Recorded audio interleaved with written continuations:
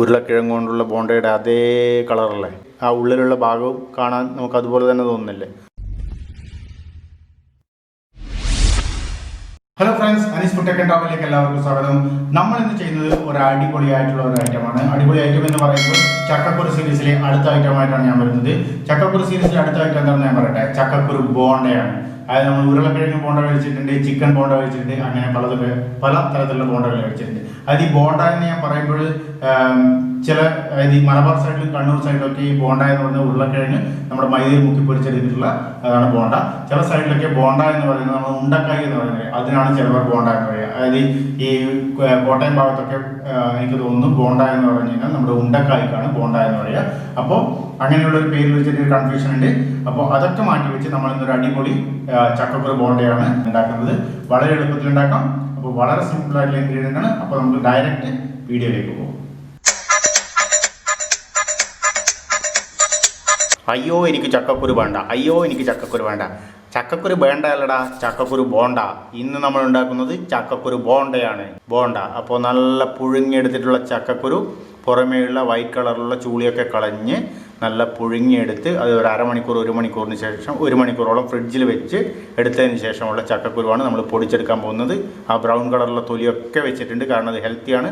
അതിനുശേഷം പൊടിച്ചെടുത്തിട്ടുള്ളതാണ് ഇത്. എന്തിനാണ് നമ്മൾ ഫ്രിഡ്ജിൽ വെച്ചതെന്ന് വെച്ചാൽ പൊടിച്ചെടുക്കാൻ എളുപ്പത്തിന് വേണ്ടിയിട്ടാണ്. ഇനി അടുത്തത് വേണ്ടുന്നതാണ് നമുക്ക് അരിഞ്ഞു വെച്ചിട്ടുള്ള കറിവേപ്പില, പച്ചമുളക്, അതുപോലെ തന്നെ ഒരു ഉള്ളി, അതുപോലെ തന്നെ ഇഞ്ചി. ഇത്രയും കാര്യങ്ങളാണ് വേണ്ടുന്നത്. പിന്നെ നമുക്കൊരു പാത്രം വെച്ച് അതിലോട്ടേക്ക് നമുക്ക് എന്ത് ചെയ്യാമെന്ന് വെച്ചാൽ കുറച്ച് നല്ല വെളിച്ചെണ്ണ ഉപയോഗിച്ച് കൊടുക്കാം. ചക്കക്കുരു നിങ്ങൾ ശ്രദ്ധിക്കുക, വേവിക്കുമ്പോൾ നിങ്ങൾക്ക് തൊലിയോടുകൂടി വേവിക്കുക. അത് ഹെൽത്തിയാണ്. തൊലി കളഞ്ഞ് വേവിച്ചാലും കുഴപ്പമൊന്നുമില്ല. പിന്നെ വേവിച്ച് കഴിഞ്ഞതിന് ശേഷം ഒരു അരമണിക്കൂർ 1 മണിക്കൂറും ഫ്രിഡ്ജിൽ വെക്കുക. അത് ശ്രദ്ധിക്കുക. അത് നല്ല പൊണ്ണം പൊടിഞ്ഞ് കിട്ടുന്നതിന് വേണ്ടിയിട്ടാണ്. അതിനുശേഷം നമ്മൾ നല്ല വെളിച്ചെണ്ണയിൽ നല്ല കടു ഇട്ട് കൊടുത്തിട്ടുണ്ട്. തുള്ളിക്കിടന്ന് മറയുന്നുണ്ട് കടു. അത് തുള്ളിക്കിടന്ന് മറിഞ്ഞതിന് ശേഷം നമുക്ക് മനസ്സിലാവും കടുവായി എന്നുള്ളത്. എപ്പോഴും വെളിച്ചെണ്ണയിൽ ചെയ്തെടുക്കുന്നതായിരിക്കും നല്ലത്. അതിനുശേഷം നമ്മൾ അതിലോട്ടേക്ക് എന്ത് ചെയ്തിട്ടുണ്ട്, കറിവേപ്പില, നമ്മുടെ സ്വന്തം കറിവേപ്പില, നാടൻ കറിവേപ്പില ഇട്ട് കൊടുത്തിട്ടുണ്ട്. ഇന്ന് നമ്മൾ ചക്കക്കുരുവിൻ്റെ പേരിന് തന്നെ ഒരു സൂപ്പർ പരിവേഷം നേടിക്കൊടുക്കുക എന്നാണ് പറയുന്നത് ഈ ഒരു ഐറ്റത്തിലേക്ക് കൂടി. അപ്പോൾ അതിലോട്ടേക്ക് നല്ല പച്ചമുളകും ഉള്ളിയും കൂടി ചേർത്ത് കൊടുത്തിട്ടുണ്ട്. അതിലോട്ടേക്ക് നമ്മുടെ അരിഞ്ഞു വെച്ചിട്ടുള്ള ഇഞ്ചിയും കൂടി ചേർത്ത് ഇനിയൊന്ന് നല്ല ഇളക്കി ആ മസാലയൊക്കെ ഒന്ന് യോജിച്ച് വന്നു കഴിഞ്ഞാലുണ്ടല്ലോ, ഇത്രയും കാര്യങ്ങൾ തന്നെ നല്ല സ്മെല്ല് മൂക്കിലോട്ടേക്ക് വരുന്നുണ്ട്. ഇനി കുറച്ച് മഞ്ഞൾപ്പൊടി നല്ല ചേർത്ത് കഴിഞ്ഞാൽ തന്നെ ആ ബോണ്ടയുടെ കളറ് വരും. ഇതിപ്പോൾ എനിക്ക് തോന്നുന്നു കണ്ണൂർ സൈഡിലും മലബാർ സൈഡിലാണ് ഇതിന് ബോണ്ട എന്ന് പറയുന്നത്. ചില സൈഡിലൊക്കെ ഇതിന് ഉണ്ടംപൊരി അങ്ങനെയൊക്കെ എന്തൊക്കെയാണ് പറയുന്നത്, എനിക്കറിയില്ല കൃത്യമായിട്ട്. പക്ഷേ ബോണ്ട എന്ന് കണ്ണൂർ സൈഡ് മലബാർ സൈഡിലാണ് കൂടുതലും ഇതിന് പറയുന്നത്. ഈ നമ്മുടെ ഉരുളക്കിഴങ്ങ് കൊണ്ടാണ് സാധാരണ ഇതിൽ ബോണ്ട ഉണ്ടാക്കുന്നത്. അതിപ്പോൾ അതിന് പകരം ചക്കക്കുരു. അതിലോട്ടേക്ക് നമ്മൾ ഈ മസാലയിലോട്ടേക്ക് നല്ല പൊടിച്ച് വെച്ചിട്ടുള്ള ചക്കക്കുരു ചേർത്ത് കൊടുക്കുകയാണ്. എല്ലാ മസാലയും കൂടി ആ ചക്കക്കുരു കിടന്ന് വേവുകയാണ്, മിക്സായി കൊണ്ടിരിക്കുകയാണ്. ചക്കക്കുരുവിൻ്റെ കളറൊക്കെ മാറി വരുന്നുണ്ട്. നല്ല മഞ്ഞ കളറിൽ ചക്കക്കുരു ആയി വന്നിട്ട് നോക്കി. അത് തണിഞ്ഞതിന് ശേഷം നിങ്ങൾക്ക് എത്ര എളുപ്പത്തിൽ അതിനെ ഉരുട്ടി ബോൾ രൂപത്തിലാക്കിയെടുക്കാം. കണ്ടോ, ആദ്യത്തെ ബോൾ നമ്മുടെ ഉരുട്ടി ആക്കിയിട്ടുണ്ട്.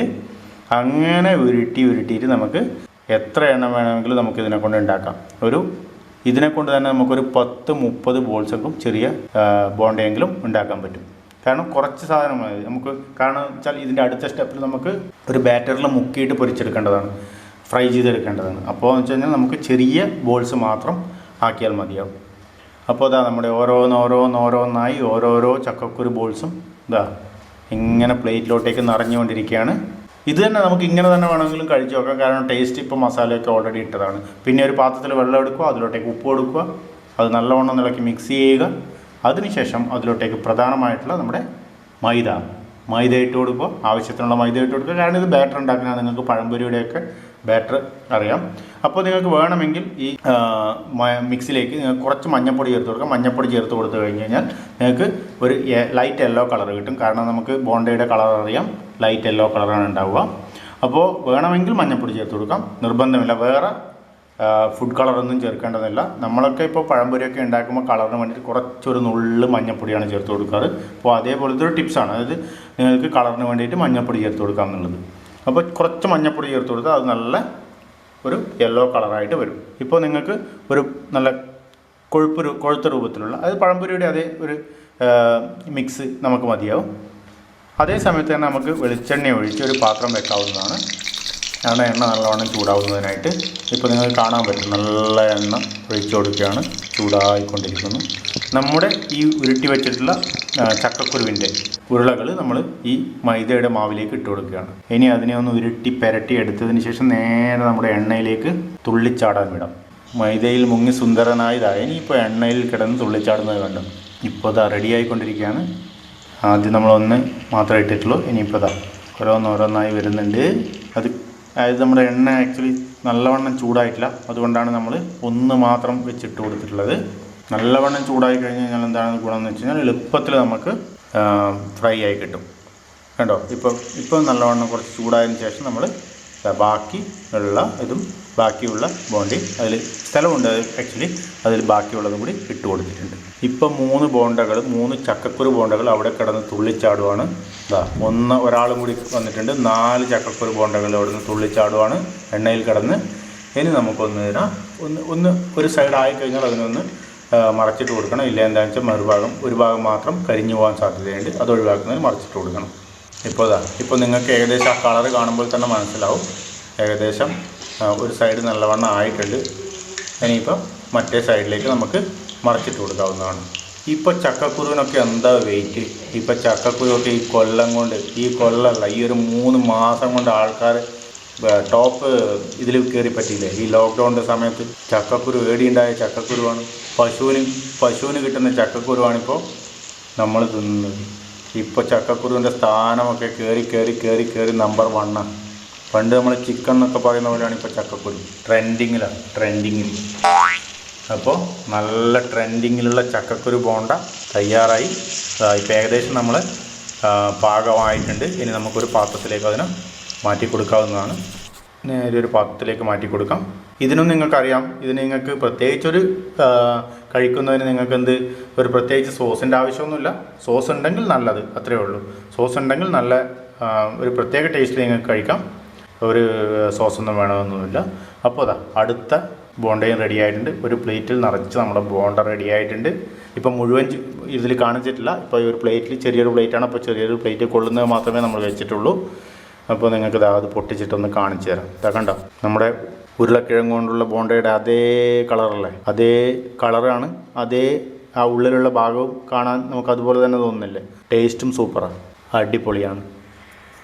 അപ്പോൾ ഈ ചക്കക്കുരു കൊണ്ടുള്ള ബോണ്ട നിങ്ങൾക്ക് ഇഷ്ടപ്പെട്ട് കാണുമെന്ന് കരുതുന്നു. നല്ല എണ്ണയിൽ പൊരിച്ചെടുത്തിട്ടുള്ള നല്ല ബോണ്ടയാണ്. അതായത് നമ്മൾ ചക്കക്കുരു പൊളിച്ചെടുത്തതിന് ശേഷം അതിനെ നല്ല വേവിച്ച് മസാലയൊക്കെ പുരട്ടി ഉരുട്ടി ഉണ്ടയാക്കി എടുത്ത് അതിനെ നല്ല മൈദമാവിൽ മുക്കി നല്ല വെളിച്ചെണ്ണയിൽ, അത് പ്രധാനമാണ്, വെളിച്ചെണ്ണയിൽ പൊരിച്ചെടുത്തിട്ടുള്ള ബോണ്ടയാണ്, ഫ്രൈ ചെയ്തെടുത്തിട്ടുള്ള ബോണ്ടയാണ്. അപ്പോൾ അതിന് നിങ്ങൾക്ക് തുറന്നു നോക്കുമ്പോൾ തന്നെ മനസ്സിലാവും, സാധാരണ ഉരുളക്കിഴങ്ങ് ബോണ്ട പോലെ തന്നെയാണ്. അപ്പോൾ അത്രയും നല്ല ടേസ്റ്റ് ഉണ്ടായിരുന്നു. അപ്പോൾ നല്ല ടേസ്റ്റ് ഉണ്ടാവും. അപ്പോൾ നിങ്ങൾ ട്രൈ ചെയ്ത് നോക്കുക. ഈ ചക്ക സീസണിൽ നിങ്ങൾ ഈ ചക്കക്കുരു കൊണ്ടുള്ള ഈ ഒരു ചക്ക സീരീസിൽ, നമ്മൾ കാണിക്കുന്ന ചക്ക സീരീസിലെ ഈ എല്ലാ ഐറ്റവും നിങ്ങൾ തീർച്ചയായിട്ടും ഈ ഒരു ടൈമിൽ തീർച്ചയായിട്ടും ചെയ്ത് നോക്കുക. അല്ലെങ്കിൽ നിങ്ങളൊരു കാര്യം ചെയ്യണം, ചക്കക്കുരു എടുത്തു വെച്ചോളൂ. അങ്ങനെയാണെങ്കിൽ നിങ്ങൾക്ക് തീർച്ചയായിട്ടും ഒരു 2-3 മാസം കഴിഞ്ഞിട്ട്, ഈ ഒരു സീസൺ കഴിഞ്ഞിട്ട് നിങ്ങൾക്ക് തീർച്ചയായിട്ടും ട്രൈ ചെയ്ത് നോക്കാൻ പറ്റും. അപ്പോൾ ഈ ഒരു ചക്കക്കുരു ബോണ്ട നിങ്ങൾക്ക് ഇഷ്ടപ്പെട്ട് കാണുമെന്നൊന്നും, ഇഷ്ടപ്പെട്ട് കഴിഞ്ഞാൽ നിങ്ങളൊരു കാര്യം ചെയ്യുക, നമ്മുടെ വീഡിയോ ലൈക്ക് ചെയ്യുക, ഷെയർ ചെയ്യുക, കമൻറ്റ് ചെയ്യുക. ഫേസ്ബുക്ക് പേജും ഇൻസ്റ്റാഗ്രാം അക്കൗണ്ടും ഒന്ന് ഫോളോ ചെയ്യുക, വിസിറ്റ് ചെയ്യുക. ഈ വീഡിയോ ഇവിടെ വെച്ച് നിർത്താം. പുതിയ വീഡിയോയുമായി അടുത്ത് തന്നെ കാണാം.